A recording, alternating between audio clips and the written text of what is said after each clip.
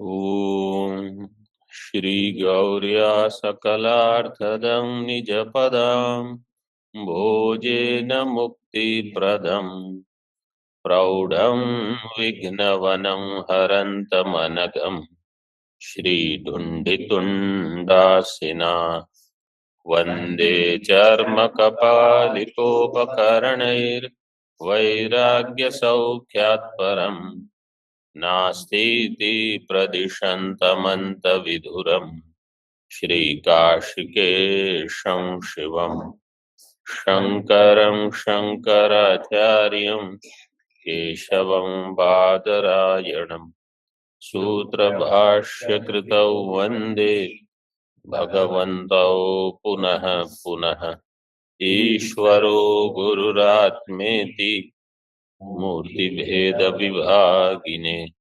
व्योमवद्व्याप्तदेहाय दक्षिणामूर्तये नमः।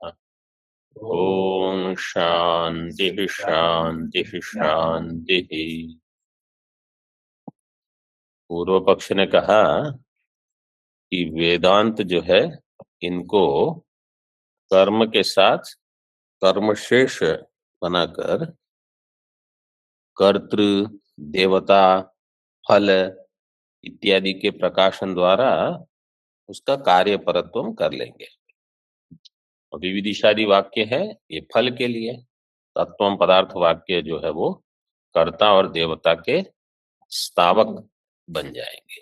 आगे देखिए, ननु कर्म विशेषम अनारभ्य प्रकरणांतराधीतानाम वेदांतानाम कथंत्यक्षेषत्वम। जहां कर्म विशेष का आरंभ ही न हो, कर्म विशेषम अनारभ्य और प्रकरणांतर अधीतानाम वेदांतानाम, वेदांत का प्रकरण भिन्न है, कर्म का प्रकरण भिन्न है, तो प्रकरणांतर जो अधीत है ऐसे वेदांत, उनका तत्शेषत्वम कथम, तत् से क्या लेंगे? कर्म, केवल कर्म। कर्म शेषत्व कैसे होगा? वेदांत कर्म का शेष कैसे होगा? आप कहते हो कर्म होंगे शेषी, वेदांत होगा शेष। ये संबंध तो तब बनेगा जब कर्म का आरंभ करके वेदांत वहां आए। वेदांत का प्रकरण ही अलग है। माना भावात इति अरुच्या पक्षांतरम आह, इसमें कोई प्रमाण नहीं है, इसलिए पूर्व पक्ष को ही इसमें अरुचि लगती है कि नहीं, ये तो हमने कुछ ठीक नहीं बताया कि वेदांत को कर्म का शेष मान लेंगे, वो तो थोड़ा अति प्रसंग है। तो इसलिए पक्षांतरम आह, अरुच्या, खुद को ही जब अरुचि लगती है कि जो हमने समाधान दिया उसमें कुछ ठीक नहीं है, तो पक्षांतर देते हैं। कर्म नहीं, उपासना लगा देंगे। उपासनादि क्रियांतर विधानार्थत्वम वा उपासनादि क्रियांतर विधानार्थत्वम। फिर आगे वाक्य कैसे पूरा करोगे? उपासनादि क्रियांतर विधानार्थत्वम, फिर क्रिया क्यों चाहिए? उपासना क्या आ गई? वेदांता नाम, बस इतना। क्योंकि विधानार्थत्वम दिया है, इसलिए जो भी पद आपको देना होगा वो किस में होगा? षष्ठी में चाहिए, चाहे वो एक वचन हो चाहे बहुवचन। वेदांता नाम कैसे कैसे होगा वो भी पूर्व पक्षी बता के देते हैं। देखो, मोक्ष कामो,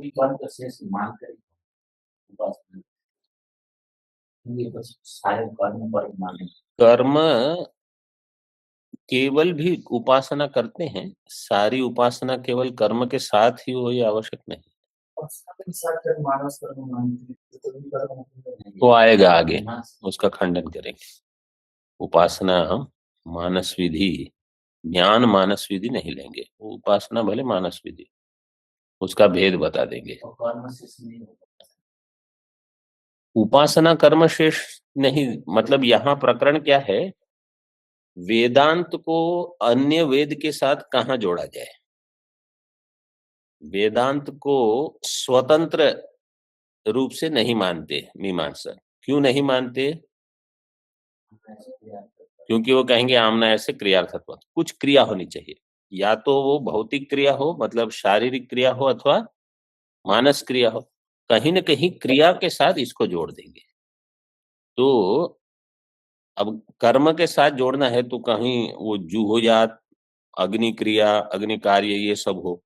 बोले उसका और वेदांत का संबंध तो कुछ कमज़ोर लग रहा है।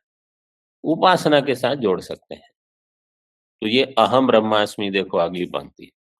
मोक्ष कामो असद ब्रह्म अभेदम आरोप्य अहम ब्रह्मास्मि इति उपासित इति उपासना विधि। आपको अहम ब्रह्मास्मि चाहिए ना, हम घुसा देंगे इसको उपासना में। कैसे? कोई है मोक्ष काम है, जिसको मोक्ष चाहिए। मोक्ष काम है असद ब्रह्म अभेदम। इसको ऐसे एक तो अर्थ कर सकते हैं, असद ब्रह्म का अर्थ क्या है?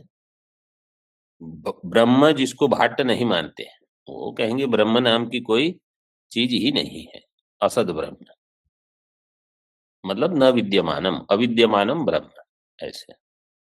अथवा अविद्यमान ब्रह्म अभेदम, दो प्रकार से कर सकते।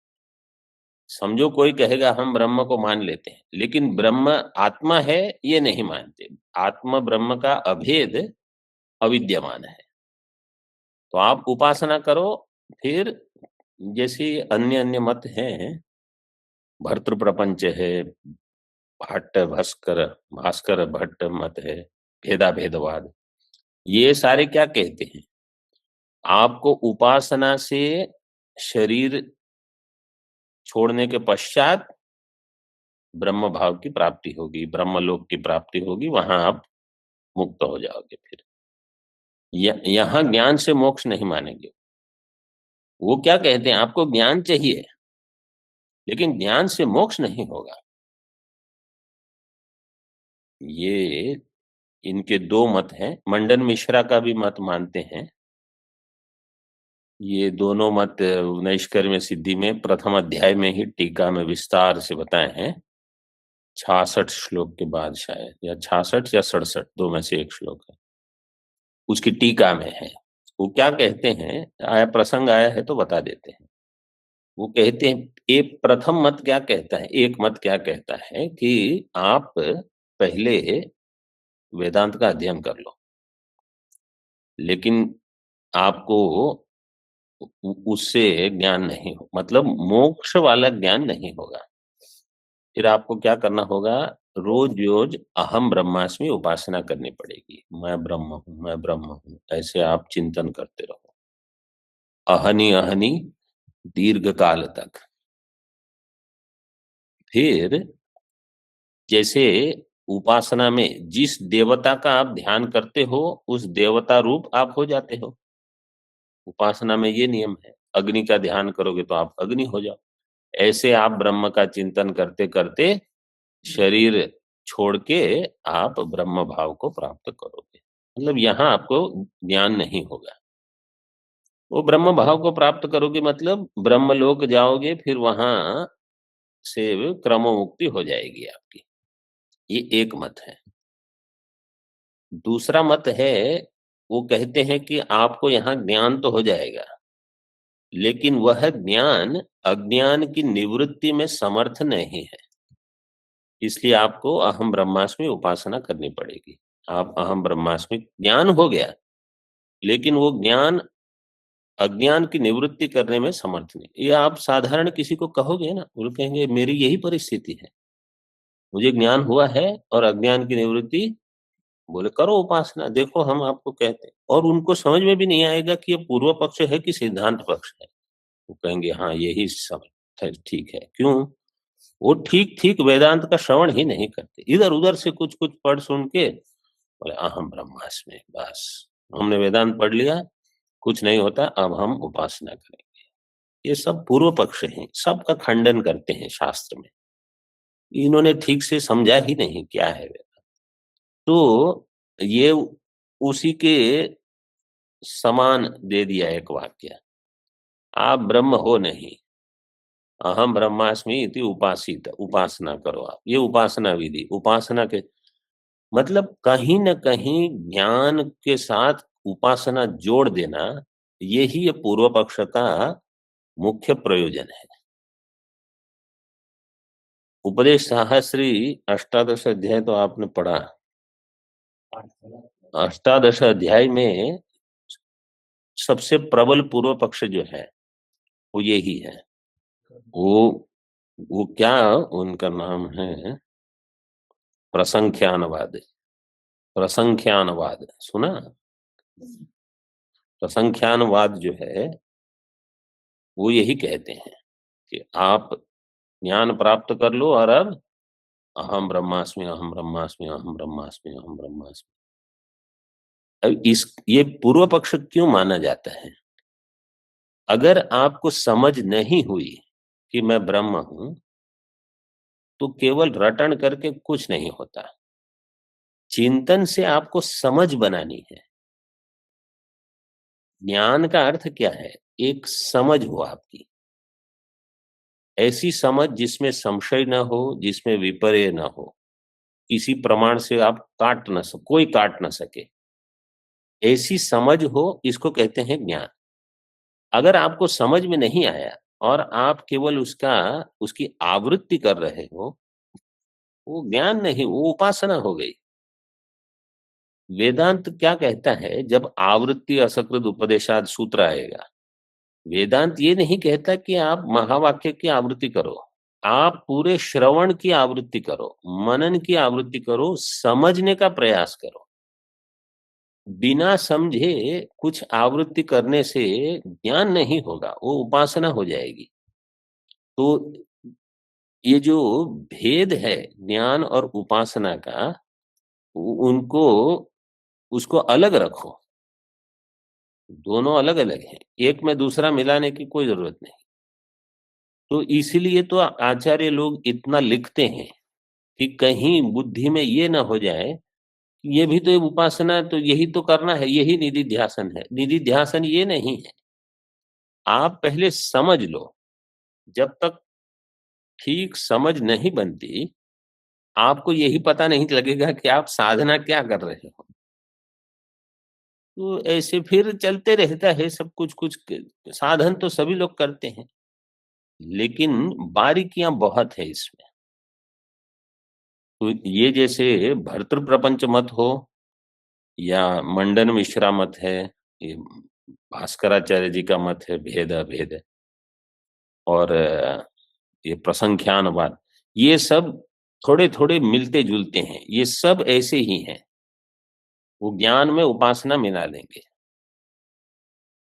वो ये उसी मत को लेकर उपासना विधि। अच्छा, विद्या सूत्र जो है वो क्या कहता है? आत्मेत्येव उपासित। तो उनको मिल गया, बोले ये देखो उपासित है। इसलिए अरे वहां क्या, यहाँ मैंने किसी से सुना कि आत्मेत्य उपासित ये उपासना वाक्य है, कैलाश में ही मैंने सुन लिया। मैंने कहा इसकी भाष्य वगैरह में इसका विरोध किया है, ये उपासना नहीं है, ये विद्या सूत्र है, ये ज्ञान का वाक्य है। फिर वो तो पढ़ के तो हो गया समाधान। मतलब ये बिल्कुल स्पष्ट हो, कोई एक शब्द भी अगर ले लिया, जैसे अभी गीता के द्वादश अध्याय में उपासित शब्द दिया है, द्वादश अध्याय में ये त्वक्षरम निर्देश्यम अव्यक्तम पर्युपासते, बस। उसका अर्थ ये नहीं है कि वो उपासना है, ज्ञान है। अक्षर उपासक शब्द आता है, लेकिन वहां ज्ञान बताया है। तो केवल मतलब इसलिए तो हम भाष्य टीका पढ़ते हैं, और जिसको मुख्य रूप से ग्रहण करना है, अगर वो छूट जाए और बाकी सब शब्दों का अर्थ हमने कर लिया, आपको समझ में नहीं आया कि ये शब्दों का प्रयोजन यहाँ क्या है, ये उपासना का प्रकरण है कि ज्ञान का प्रकरण है, तो इसमें फिर भ्रमित हो जाते हैं साधक। वो साधक भ्रमित होते हैं क्योंकि ध्यान ठीक से देते नहीं, हड़बड़ में ही रहते हैं पूरा जीवन।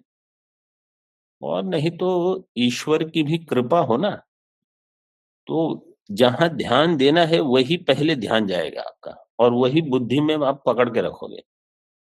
और जहां सत्कर्म आदि कम है, जहां ध्यान नहीं जाना चाहिए वहीं ध्यान जाएगा, और जो मुख्य पकड़ना है वो छूट जाएगा। ऐसा भी होता है। सत्कर्म परिपाका, सत्कर्म का परिपाक हो तब हो जाएगा। अच्छा, और एक प्रकरण आया है तो इसको और एक चीज बता देते हैं। ज्ञान का फल अगर एक से अधिक साधक हो, ज्ञान का फल समान होगा। लेकिन सबकी उपासनाएं, सबकी पूर्व जन्म की जो भी प्राप्तियां हैं उपासना की, चित्त शुद्धि की, वो भिन्न भिन्न होगी। तो उसको देखकर अन्य अन्य प्रकार की सिद्धियां सबकी अलग होती है। किसी को भौतिक सिद्धि बहुत हो, किसी का नाम तुरंत सभी लोग पसंद कर लेते हैं, नाम फैल जाता है। किसी का नाम कभी आता ही नहीं, अच्छे हो, ज्ञानी हो, फिर भी।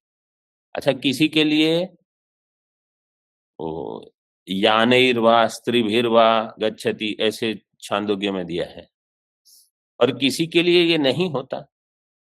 तो लोग समझते हैं कि अच्छा, ज्ञान हो तो ये फल होना चाहिए, क्योंकि उपनिषद में दिया है।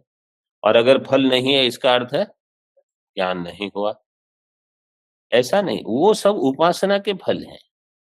कहीं कहीं महात्माओं को मिलने लंबी लाइन होती है, और कहीं कहीं महात्मा बैठे रहते हैं और कोई वहां जाता नहीं। दोनों ज्ञानी है। वो ये भेद जो है, इसको ज्ञान से कोई लेना देना नहीं। वो उनकी उपासना अलग थी, इनकी उपासना अलग है। किनका शरीर है वो हमेशा रोगी ही रहता है, किन्हीं का शरीर है बहुत अच्छा है। ज्ञान दोनों में समान है। तो इन चीजों को लेकर ज्ञान में भेद कभी नहीं होता। तो ज्ञान का फल क्या है, और उसको छोड़ के बाकी जितने फल हैं सब उपासना के हैं, ये भेद भी हमें पता होना चाहिए। ऐसा नहीं कि ये फल नहीं है इसलिए इनका ज्ञान भी कमजोर है, वो कुछ नहीं है ऐसा। ज्ञान, उपासना और उनका फल, ये सब में भेद है। आदि शब्दात श्रवणादयः तत्कार्य परत्वम वा वक्तव्यम इत्यर्थः। आदि, आदि कहाँ है? भाष्य में दिया है उपासनादि क्रियांतर विधानार्थत्वम। तो आदि शब्द से श्रवण भी, उपासना करो, श्रवण भी करो। श्रवणादय है, वो मीमांसक कहेंगे आपको श्रवण करना है, करो, हम ना नहीं कहते। और तत्कार्य परत्वम वा वक्तव्यम, तो तत्कार्य मतलब उपासना करने, उपासना का कुछ श्रवण किया अथवा वेदांत का श्रवण किया, उपासना उपदेश प्राप्त हो गया। अब आपको उपासना करनी है तो कार्य परत्व हो गया। ननु श्रुतम ब्रह्म विहाय अश्रुतम कार्य परत्वम किमर्थम वक्तव्यम। अब सिद्धांति प्रश्न करेगा कि सीधे ब्रह्म के बारे में शास्त्र कहता है, उसको छोड़ के आप वेद को कार्य परत्व बना के उसके साथ वेदांत को जोड़ना, उसके साथ ब्रह्म को जोड़ना, ब्रह्म की उपासना करो, ये किस लिए? इसकी क्या आवश्यकता है? तो सीधे ही जब ब्रह्म का ज्ञान प्राप्त है तो ब्रह्म की उपासना क्यों करनी? किमर्थम वक्तव्यम इति। देखो, वेदांत के आचार्य भी कहीं कह देंगे कि आप उपासना करो, उपनिषद भी कहते हैं। लगभग सारे उपनिषद में कुछ न कुछ उपासना के मंत्र तो रहेंगे। ईशावास्य लोग के न लीजिए, कठ, छांदोग्य बृहदारण्यक तो भरे हुए हैं उपासना से। प्रश्न है सभी में। तो कोई कहेगा कि उपासना, तो आप भी उपासना बताते हो, हम भी उपासना बताते हैं, तो आपका हमारे से विरोध क्यों है? उपासनोपदिष्टेयम तदर्थम अनुचिंतया, ऐसे है शायद। अनुकंपया, अनुकंपया, हाँ। उपासना आपके ऊपर कृपा की है शास्त्र ने, क्यों? क्योंकि आपकी चित्त शुद्धि बहुत कम है। तो उपासना तात्पर्य नहीं है। आप इतने कमजोर हो, आपको उपासना नहीं कराएंगे तो आपको वेदांत कुछ समझ में नहीं आएगा। तो उपासना वास्तव में वहां तात्पर्य नहीं है। आश्रमास त्रिविधा हीन मध्यमोत्कृष्ट दृष्टय, ये मांडुक्य की कारिका है, तृतीय अध्याय में 16, 3:16 होगी शायद। आगे देखिए भाष्य में, नहीं परिनिष्ठित वस्तु प्रतिपादनम संभवती प्रत्यक्षादि विषयत्वात् परिनिष्ठित वस्तुनः। परिनिष्ठित वस्तु प्रतिपादनम, वो नैष्कर्म्य सिद्धि का भी क्रमांक लिख लीजिए, 166 है शायद, उसकी टीका में है, 166 की टीका में। टीका मतलब चंद्रिका टीका, हाँ, तो अन्य अन्य टीकाएं भी हैं, लेकिन इस टीका में देखिए। अब यहां आ जाइए, नहीं परिनिष्ठित वस्तु प्रतिपादनम संभवती। परिनिष्ठित वस्तु का अर्थ क्या है? सिद्ध वस्तु ब्रह्म, उसका प्रतिपादनम न संभवती। क्यों? वो प्रत्यक्षादि का ही विषय है, वेद उसका प्रतिपादन क्यों करेगा? प्रत्यक्षादि विषयत्वात् परिनिष्ठित वस्तुनः, परिनिष्ठित वस्तुनः प्रत्यक्षादि विषयत्वात् तस्य प्रतिपादनम न संभवती। टीका में परितः समन्तात् निश्चयेन स्थितम परिनिष्ठितम, परि का अर्थ किया परितः, उसका अर्थ कर दिया समन्तात्, नी का अर्थ कर दिया निश्चयेन, और स्थित का ष्ठी स्था हो गया परिनिष्ठितम। कृति अनपेक्षम सिद्धम इति यावत्। परिनिष्ठित का अर्थ क्या है? कृति अनपेक्षम, जो कृति की अपेक्षा नहीं करता, सिद्धम इति। सिद्ध वस्तु जो कृति की अपेक्षा नहीं करता, वेद उसके लिए उसका प्रतिपादन नहीं करेगा। क्यों? तस्य प्रतिपादनम अज्ञातस्य वेदेन ज्ञापनम तत् न संभवति। वेद क्या करता है? अज्ञातस्य ज्ञापनम, और परिनिष्ठित वस्तु जो है वो सिद्ध है, वो ज्ञात है, अन्य प्रमाणांतर से जो ज्ञात है, अज्ञात नहीं रहा। वेद केवल अज्ञात का ही ज्ञापन कराएगा, तो जो प्रमाणांतर से ज्ञात है, वेद उसका प्रतिपादन हम क्यों करेगा? तत् न संभवती।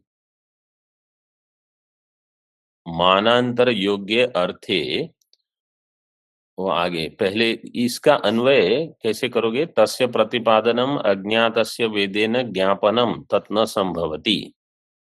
वाक्य थोड़ा अटपटा दिया है। अज्ञातस्य ज्ञापको वेदस तेन अज्ञातस्य वेदेन, ऐसे दिया है ना, अज्ञातस्य ज्ञापक वेदेन। अज्ञातस्य वेदेन जो दिया है, वहां कैसे समझ लोगे? अज्ञातस्य ज्ञापक वेदेन ज्ञापनम न संभवती। ज्ञापक अलग से अध्याय कर लीजिए। अज्ञातस्य ज्ञापक वेद तेन तस्य प्रतिपादनम ज्ञापनम न संभवती। क्यों? ये तो ज्ञात वस्तु है। मानांतर योग्य अर्थे वाक्यस्य संवादे सति अनुवादकत्वात्। अर्थवाद 3 प्रकार का होता है, उसका श्लोक क्या है? हाँ, पूरा श्लोक बोले आप। विरोधे गुणवादस्य अनुवादोऽवधारितः भूतार्थवादस्तद्धानात् अर्थवादस्तद्धानतः। अनुवादो अवधारिते, ऐसे है ना, अनुवादो अवधार, द्वितीय पाद। ऑनलाइन वाले श्लोक बोलेंगे कोई? विरोधे गुणवादः। हाँ बोलिए, दोनों को रुकने की, जो पहले बोल रहे हैं वो बोलते रहे। विरोधे गुणवादः स्याद् अनुवादोऽवधारिते भूतार्थवादस्तद्धानात् अर्थवादस्तृतीयमतः। अन्य जो बोल रहे थे पूरा कीजिए। विरोधे गुणवादः स्यात् अनुवादो अवधारिते भूतार्थवादस्तद्धानात् अर्थवादस्तृतीयमतः। सभी लोगों को ये श्लोक कंठस्थ कर लेना है। तद्धानात् का अर्थ क्या है? तयोः कयोः भूतार्थवाद अनुवादयोः। भूतार्थ विरोधे गुणवादस्य, गुणवाद अनुवाद है। गुणवाद विरोध हो तो गुणवाद होगा। कैसे, देखो यहाँ दिया है टीका में। अगली पंक्ति जो है, मानांतर योग्य अर्थे वाक्यस्य संवादे सति अनुवादकत्वात् अग्निर्हिमस्य भेषजम इति वाक्यवत् विसंवादे च अबोधकत्वात् आदित्यो यूपः इति वाक्यवत् इत्यर्थः। विरोध, विरोध का अर्थ है विसंवाद। ये पंक्ति देख लीजिए पहले। विसंवादे च अबोधकत्वात्, जब विसंवाद हो वो बोधक नहीं हो। अबोधकत्वात्, विरोध होने पर, जैसे आदित्य यूपः, ये वेद वाक्य है। तो आदित्य कहाँ यूप है? यूप आदित्य नहीं है। आदित्य तो अत्यंत प्रकाशमान है, लेकिन ये यूप आदित्य जैसा चमक रहा है। तो इसलिए इसको आदित्य संज्ञा दे दी, लेकिन प्रत्यक्ष के साथ वेद की इस श्रुति का विरोध है, क्योंकि प्रत्यक्ष आदित्य भिन्न है। तो इसलिए इसको क्या कहा जाएगा? गुणवाद। तो अबोधकत्वात् ये गुणवाद वाक्य हो गया। और उसकी पूर्व जो पंक्ति है वो अनुवाद है। कैसे? मानांतर योग्य अर्थे वाक्यस्य संवादे सति अनुवादकत्वात् विसंवादे च अबोधकत्वात् गुणवाद। ऐसे जैसे अग्निर्हिमस्य भेषजम, ये प्रत्यक्ष प्रमाण से ज्ञात है, मानांतर योग्य अर्थ है। तो जो मानांतर से ज्ञात होगा वो वेद का अर्थ नहीं होगा।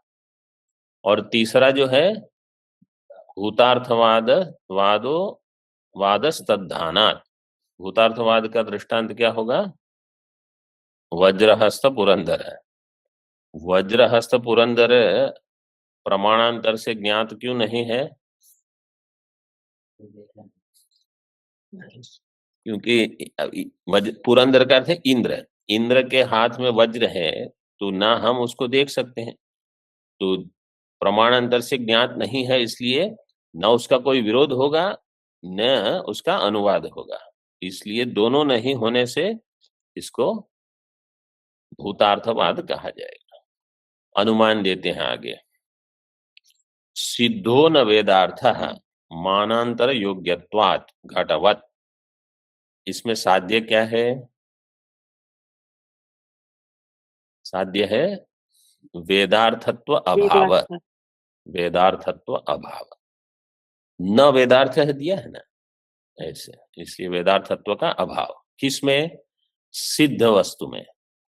तो सिद्धो, सिद्धो का अर्थ है सिद्धो अर्थ है। जो सिद्ध अर्थ है इसमें वेदार्थ का अभाव होगा। क्यों? हेतु देते हैं। हेतु क्या है? मानांतर योग्यत्वम, अन्य प्रमाण से वो ज्ञात है। व्याप्ति क्या होगी? तत्र, हाँ, यत्र यत्र मानांतर योग्यत्वम। ऑनलाइन वाले कोई व्याप्ति बताएंगे? यत्र यत्र मानांतर योग्यत्वम तत्र तत्र वेदार्थत्व अभाव अभावत्वम। वेदार्थत्व अभावत्व, और वेदार्थ अभावत्व, वेदार्थ का वहां अभाव होगा। जो मानांतर से योग्य है वो वेद का अर्थ नहीं बनेगा। जैसे अयम घटः अयम पटः, उसके लिए वेद की आवश्यकता नहीं है। अग्निर्हिमस्य भेषजम, इसलिए वेद की आवश्यकता नहीं है, क्योंकि वो मानांतर योग्य है। जैसे दृष्टांत दिया घट है, तो घट में मानांतर योग्यत्वम है, हेतु रह गया। दृष्टांत में हेतु है, दृष्टांत में और क्या होना चाहिए? साध्य होना चाहिए। साध्य है? दृष्टांत में साध्य है, वेदार्थ अभावत्व है। वो घट वेदार्थ नहीं है, घट में वेदार्थ का अभाव है। तो दृष्टांत में हेतु रह गया, साध्य रह गया। अभी पक्ष में हेतु है। कोई भी सिद्ध अर्थ लीजिए जो मानांतर योग्य होगा, ब्रह्म में ये नहीं घटेगा। पूर्व पक्ष क्या सोचता है कि जो जो सिद्ध अर्थ है वो मानांतर से ज्ञात होना चाहिए, लेकिन ब्रह्म में नहीं होगा। लेकिन वो कहते हैं जो सिद्ध अर्थ होगा वो मानांतर योग्य होगा। मानांतर योग्य होने से वो वेदार्थ नहीं होगा। अब इसमें सिद्धांति क्या आपत्ति देगा, बताइए क्या उपाधि होगी। हाँ, इसमें सिद्धांति आपत्ति क्या देगा। हाँ, 1 मिनट पहले उत्तर आ जाए। हाँ, मतलब ठीक से उत्तर दो, कुछ सुनाई दे। आपको हेतु आभास बताना है। इस व्याप्ति में, इस अनुमान में हेतु आभास है कि नहीं। अगर मतलब सिद्धांति के लिए सिद्ध वस्तु क्या है, ब्रह्म। तर्क संग्रह इतना सरल है ये, मतलब इसमें कुछ नहीं। आप बताइए, आप इसमें आपको हेतु आभास कोई है क्या। स्वामी जी ने कहा है उपाधि, मैंने नहीं कहा उपाधि। आप कोई अन्य दोष भी बता सकते हैं। ऑनलाइन वाले क्या कर रहे हैं सब। जी इस अरे पूरी इतनी वस्तु किरणावली पढ़ ली।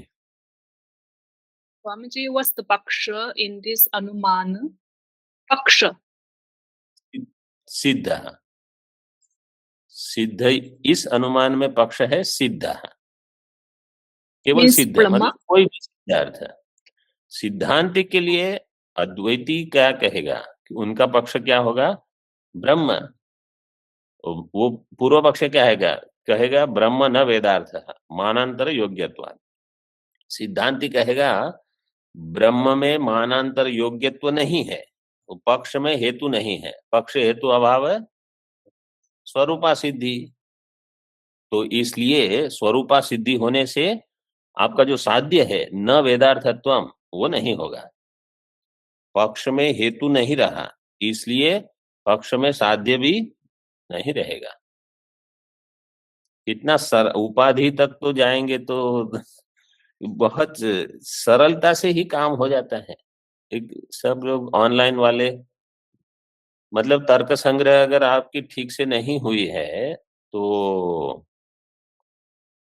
मतलब और थोड़ा इसको देखते ही रहना पड़ेगा आपको, कम से कम इतना तो देखते। मतलब ये तो तुरंत ये चीजें पकड़ में आनी चाहिए। एक अनुमान पे कितना समय देंगे हम। इति उक्त्वा निष्फलत्वाच्च तथा। अच्छा, आपका प्रश्न का समाधान हो गया। केवल यही प्रश्न था ना कि पक्ष क्या है। सिद्ध का अर्थ है जो साध्य नहीं है वो सिद्ध होगा।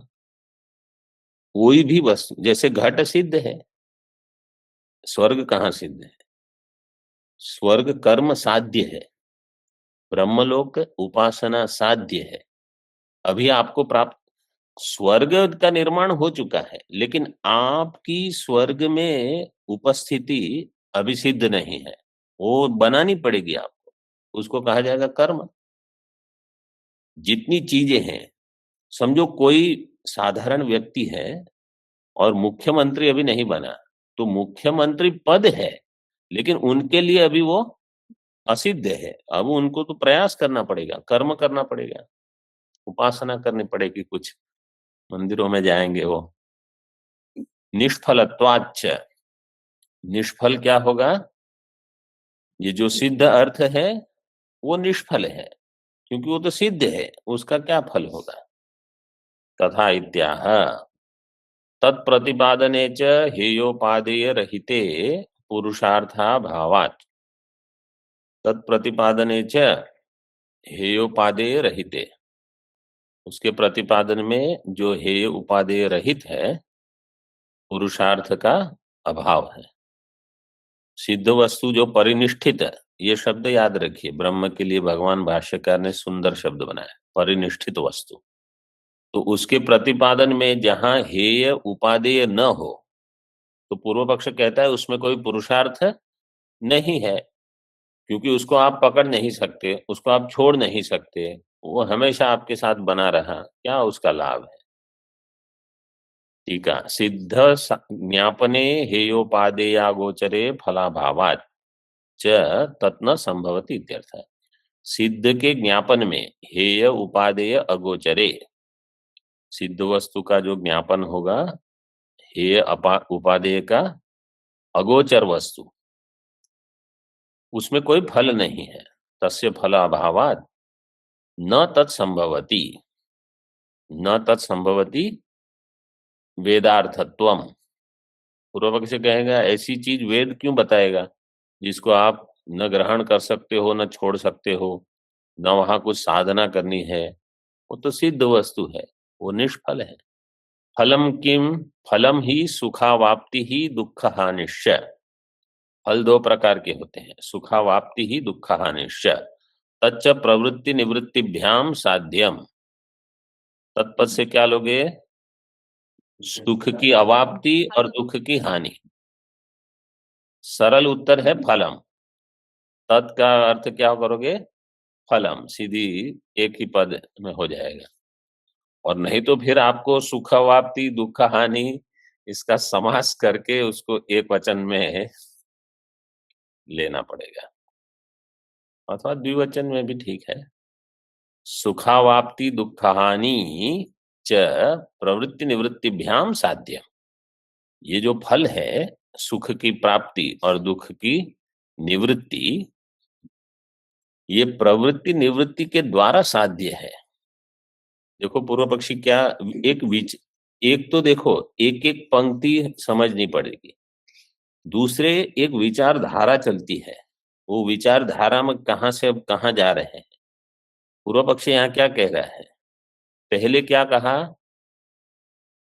परिनिष्ठित वस्तु के बारे में बताया, ठीक है। फिर विरोधे गुणवाद स्याद अनुवादो वधारिते, ऐसे करके वेद के वाक्य बताए। फिर कहा सिद्ध वस्तु है वो वेदार्थ नहीं हो सकता। अब यहाँ कह रहे हैं तच्च प्रवृत्ति निवृत्तिभ्याम, तत्फलम प्रवृत्ति निवृत्तिभ्याम साध्यम। अब कहां से कहां पहुंच गए? विचार क्या है इसमें? एक विचार की धारा अगर न हो, संगति हम क्यों लगाते हैं? अध्याय में, पाद में, सूत्र में, शास्त्र में संगति क्यों लगाते हैं? कि ये संगत वाक्य है कि असंगत है। असंगत भाषण, असंगत वाक्य प्रयोग ये निरर्थक है। तो एक प्रकरण में भी संगति, एक वाक्य की अन्य वाक्य के साथ, दूसरे वाक्य तीसरे वाक्य के साथ संगति लगती रहनी चाहिए, तभी एक विचार बन रहा है। जैसे हम कुछ कुछ वाक्य बोलते रहे, बीच में कोई चैत्र के बारे में बता दिया, कोई मैत्र, कोई घट है, कुछ कुछ बोले क्या बता रहे हैं ये। तो यहाँ एक विचार चल रहा है। जो सिद्ध अर्थ है उसके लिए वेदार्थत्व क्यों नहीं बनेगा? क्योंकि वेदार्थ जो है उसका प्रयोजन है सुख की अवाप्ति दुख की हानि। ये फल की प्राप्ति कराना, ये वेद का मुख्य प्रयोजन है। जो अभी सिद्ध नहीं है वो साध्य होगा, इसके लिए प्रवृत्ति निवृत्ति की आवश्यकता है। ये प्रवृत्ति निवृत्ति भ्याम साध्य फल है। तो सिद्ध वस्तु वो तो साध्य नहीं है, वहां प्रवृत्ति हे उपादेयत्व नहीं है, तो प्रवृत्ति निवृत्ति क्या करोगे? पूरी इसकी संगति देखो कैसे लगा दी। तेच उपादेयस्य, ते के प्रवृत्ति निवृत्ति, च उपादेयस्य प्रवृत्ति प्रयत्न कार्यस्य, हेयस्य निवृत्ति प्रयत्न कार्यस्य, उपादेयस्य प्रवृत्ति प्रयत्न कार्यस्य स्वल्प विराम, हेयस्य निवृत्ति प्रयत्न कार्यस्य। उपादेय जो है उसके लिए प्रवृत्ति करनी पड़ेगी, जो प्राप्त करना है, और जो हेय है उसकी निवृत्ति करनी है। तो निवृत्ति प्रयत्न कार्यस्य ज्ञानाभ्याम जायेते। प्रवृत्ति प्रयत्न कार्य और निवृत्ति प्रयत्न कार्य, इन दोनों का जब ज्ञान होगा कि प्रवृत्ति का प्रयत्न कैसे करना, निवृत्ति का प्रयत्न कैसे करना, फिर ज्ञानाभ्याम जायेते। ज्ञानाभ्याम जायेते सुखावाप्ति ही दुखाहानि। सुख प्राप्ति और दुख हानि इनकी ज्ञान से होगी। जो उपादेय है उसके प्रवृत्ति के प्रयत्न के ज्ञान से, और जो हेय है उसके निवृत्ति के प्रयत्न के ज्ञान से, फिर उसका कार्य करके सुख की प्राप्ति दुख की निवृत्ति होगी, अन्यथा नहीं होगी। न सिद्ध ज्ञानात् इति भाव, सिद्ध वस्तु के ज्ञान से सुख की अवाप्ति दुख की हानि नहीं होगी। तर्हि सिद्ध बोधि वेदवादानां साफल्यम कथम इति आशंक्य।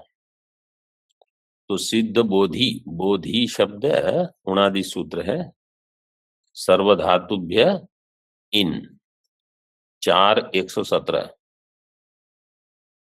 निपातन किया है, सर्वधातुभ्य इन। तो सिद्ध बोधि, सिद्ध का बोध कराने वाले वेदवादा नाम, साफल्यम कैसे होगा फिर, वेद के वाद मतलब वेद का कथन सफल कैसे होगा, इति आशंक्य यहां तक रखते हैं। आम्नायस्य से कल आरंभ करेंगे। ओम पूर्णमदः पूर्णमिदं पूर्णात् पूर्णमुदच्यते पूर्णस्य पूर्णमादाय पूर्णमेवावशिष्यते। ओम शांति शांति शांति। शंकरं शंकराचार्यं केशवं बादरायणं सूत्रभाष्यकृतौ वन्दे भगवन्तौ पुनः पुनः।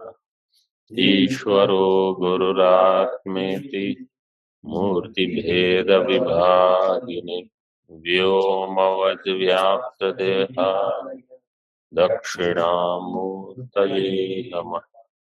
ओम शांति शांति शांति।